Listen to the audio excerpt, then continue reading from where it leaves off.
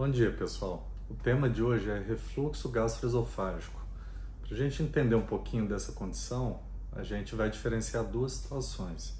A primeira, que é quando ocorre o refluxo natural, que é fisiológico, de todo o conteúdo do estômago para o esôfago. Esse fenômeno pode acontecer como um mecanismo de defesa que a gente tem do organismo. Então, quando tem muita distensão gástrica, quando a gente tem uma ingesta copiosa, acaba ocorrendo refluxo fisiológico. Entretanto, quando essa condição passa a ser frequente, demorada e provoca qualquer tipo de sintoma, ou até mesmo machucado ou ferimentos aqui no esôfago, a gente passa a ter uma condição patológica e a gente então denomina isso de doença do refluxo gastroesofágico. A doença do refluxo gastroesofágico, ela pode ser interpretada como esse mecanismo de refluxo associado a ferimento, ou seja, a uma esofagite, que é quando tem uma inflamação da camada mucosa do esôfago. Essa condição, então, fisiológica do refluxo gastroesofágico, associada à presença de sintomas ou então a alterações endoscópicas identificadas durante uma endoscopia digestiva alta, passa então a determinar uma condição patológica. E essa condição patológica a gente chama de doença do refluxo gastroesofágico.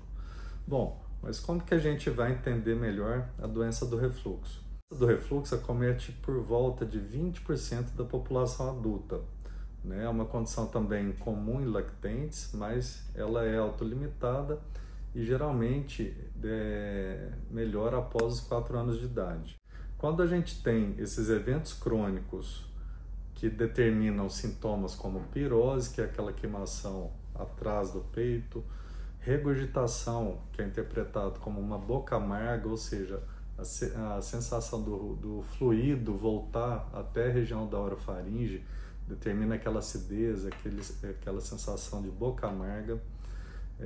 A gente está diante dos principais sintomas ou sintomas típicos da doença. Entretanto, existem sintomas atípicos que a gente pode determinar como quadros de tosse crônica, problemas de rouquidão, quem tem muita rouquidão com frequência, dor torácica que não está relacionada a problemas cardíacos ou coronarianos, e também pigarro, mau hálito, uma salivação excessiva, uma sensação de bola na garganta. Então, todos esses outros comemorativos a gente chama de sintomas atípicos da doença. Então, qualquer presença de eventos semelhantes ou sintomas ou qualquer sinal semelhante, a gente precisa procurar o especialista para tentar investigar qual a situação cada um se enquadra. Uma vez que a gente está diante do problema, a gente vai tentar identificar por que está ocorrendo uma maior quantidade de refluxo. Existem 2 mecanismos principais que a gente tem como medidas fisiológicas do próprio organismo para tentar defender desse refluxo. A primeira delas é que aqui na região distal do esôfago existe um esfíncter, um imbricamento muscular, que a gente denomina de esfíncter, onde ele tem uma contração aumentada e um relaxamento adequado quando passa os alimentos na entrada para o estômago. Um outro mecanismo muito importante, que a gente chama de clareamento esofágico, refere-se à movimentação do esôfago, o peristaltismo esofágico e também o clareamento através da saliva. Então, esses 2 mecanismos, tanto do funcionamento do esfíncter quanto o clareamento esofágico, é importante como mediadores aí do processo da fisiopatologia da doença do refluxo. Ou seja, quando a gente tem algum problema no funcionamento desses mecanismos, como por exemplo, quem tem hérnias hiatais, que é a famosa hérnia do estômago, esses mecanismos atrapalham o funcionamento tanto do esfíncter quanto do clareamento. E isso pode determinar o aparecimento e a ocorrência da doença do refluxo. Quando a gente tem os sintomas presentes, a gente precisa fazer o diagnóstico e ter certeza de que aquele sintoma relaciona a doença. Então, para isso, hoje existem 3 métodos principais para a gente tentar determinar isso.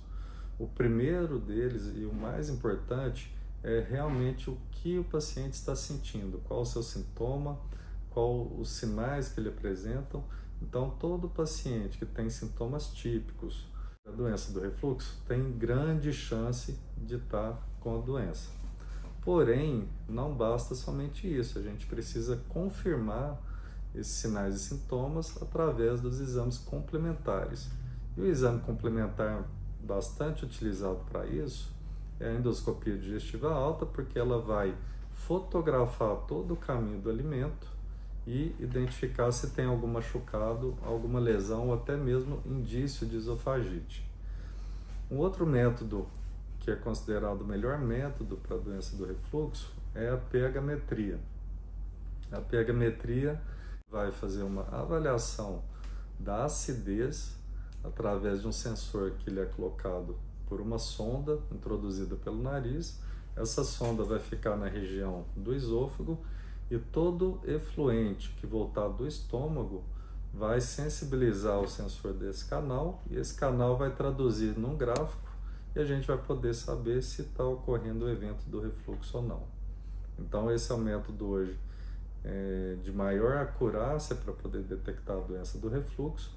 Entretanto, tem o desconforto do paciente precisar ficar com a sonda 24 horas, né, monitorado por um sensor instalado, acoplado numa bolsinha que o paciente vai para casa e utiliza esse método para o diagnóstico.